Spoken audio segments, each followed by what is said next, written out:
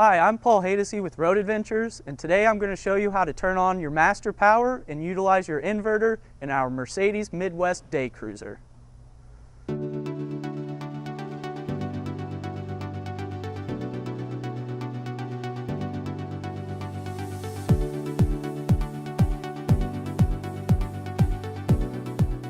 On our Daycruiser, the master power switch and inverter are both located to the left of the steering wheel.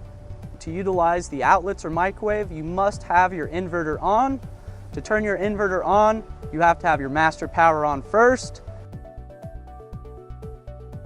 And then simply hold the green button.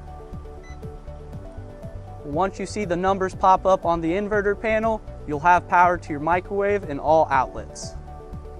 Thank you for watching. To check out more how-to videos, go to our YouTube page or visit roadadventures.com and start planning your next Great American Getaway.